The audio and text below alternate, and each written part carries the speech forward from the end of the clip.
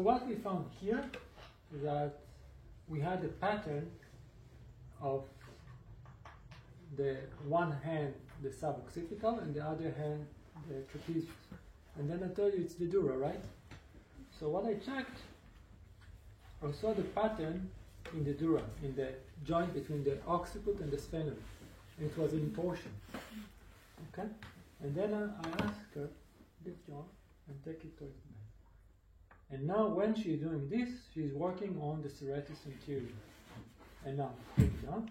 And you see now when I'm palpating the suboccipital, do you feel it? Mm-hmm. Mm-hmm. Now do this movement. Now, Gone. gone.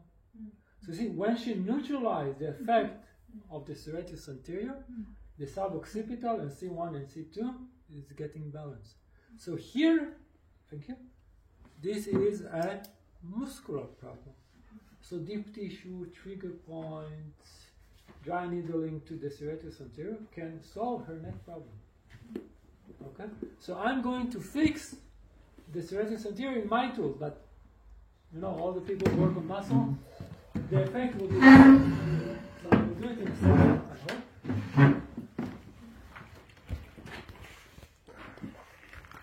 And this technique you learn in the first level is quite simple. Yeah.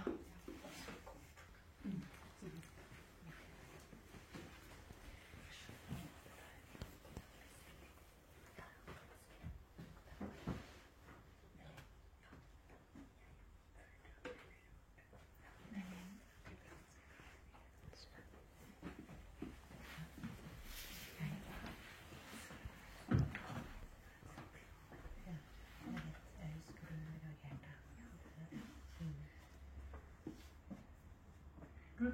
Now let's check.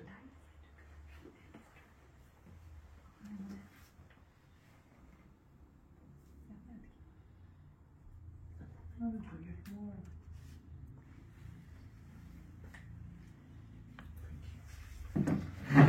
Now I'm going back to the base of the skull and I see if she has this pattern of torsion. No. Now look what happened to her suboccipital. Even better than before. So you see here, her problem was serratus anterior.